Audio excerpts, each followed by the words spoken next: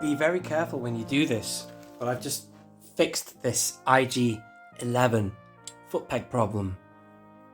Now, years ago, I tried a drill on a figure. I think it was One Kenobi, actually, from Revenge of the Sith, and it just didn't work. It was really tricky.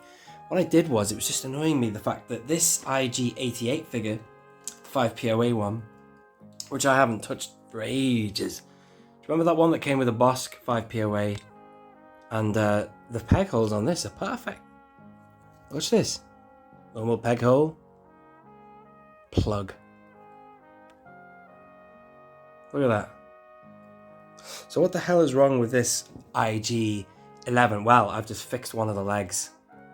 Let me show you the one that isn't yet fixed. I'm going to do what I just did with this one in a minute, but look at that, man. It's really bad. It's so hard to... It look terrible. You'll need blue tack and all sorts of stuff to keep it standing. How do you display yours? Let me know. Because I've had this on display with blue tack on its feet. They're so shallow, the peg holes, it's not even worth putting it on a peg stand. But what I just did was, you got to be careful. It's actually shot out the other side. The this really thin screwdriver. I put it in and I started twisting, and then boom, it actually came out the other end. Let me just see if I can show you. Look. Oh, you can't see anything I'm doing. Let me just zoom back in. See, I actually pushed it through, but it's not too bad. Pull it out again, and you can't really tell because he's so mechanical.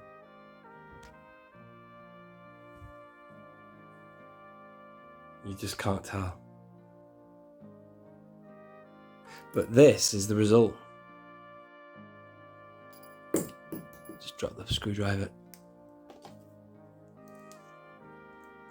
And then boom, for the first time ever, my IG-11 is plugged, man.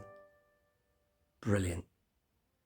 Now, this might not be no big news to anybody, but I haven't ever tried to fix a peg hole, a shallow peg hole, with anything since, God, for 10 years. In fact, my dad was the one who helped me try and, he got a screw, a drill, and the results were unsuccessful, to say the least.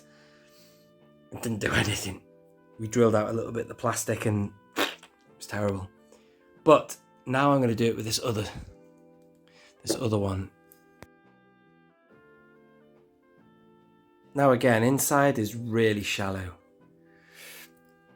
Really shallow, but I'm going to try and fix that now. I'm going to twist that in. It didn't take long before it went out the other side. I'm not suggesting that you push it through to the other side, but it just did. I was just twisting it, and this is actually not going through. Maybe I'll just stop in a minute. Twist it a little bit. It's very thin. I don't know what gauge that is, that screwdriver, but let's just try now and see if that has actually worked. Maybe it just needs to... Maybe it does need to go through to give it that element of... Wow, no, that's good. Look at that. Did you hear that? It actually clicked, man. That one I didn't go so far, as I say. It didn't go through to the other end, but that is definitely on. Thank God for that, ladies and gentlemen. This can now become one of my favourite figures in the vintage collection. Everyone was rating this so high, saying how good it was, and it is good, but I tell you what, it's bad for peg holism. I think it's bad for peg holes. In fact, I've been rotating him so much, he's the wrong way around now. Hang on, let me get him right. One peg's the wrong way around, hang on. I don't know, something like that. He's so rotatable. And let's put him on a normal peg stand. The other one was chewed. I'd widen the other one. Did you notice that? Sometimes I do that. If you want wider pegs, I put my teeth on that and widened it. Can you see? But this one now, here. And I'm going to try this with other figures. I don't want to break anything, ladies and gentlemen, but I'm going to do that with some other figures that I've got in my collection that desperately are crying out for deepness and to stand up correctly with peg holes that are just so shallow. It just spoils my enjoyment of the figure. Some of my favourite characters as well. But there you have it. And I've lost his rifle. Let's see if I can find it. The Bounty Hunters Guild.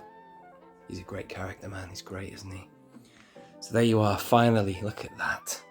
I can stand him on my Mando shelf without any blue tack, without him falling over. And I'm sorry about this video, the quality, it's a bit rough and ready. I'm trying to get focused in the darkish. With all sorts of stuff in the background, it's hard to keep it focused, but still, at least you get a little bit of an idea there of what I've just done. And again, I'm not going to go racing into fixing anything else. I don't want to permanently damage any figures, but with him, it's fine. It did go through the other end, as I say, but you can't tell. As I say, the screwdriver did go through the other side of his foot, but it's not made any permanent damage. He has not been permanently damaged. I can't even see the hole where it came through. It's good, man. It's good. And as for the screwdriver, well, it's that gauge there, a very thin screwdriver. If you measure it to his rifle, you can see how thin it is. It's the thinnest one I've got. It's not Philip's head, it's the other. Thank you for watching. This is just a quick video. Only One Kenobi here. Only one. Out.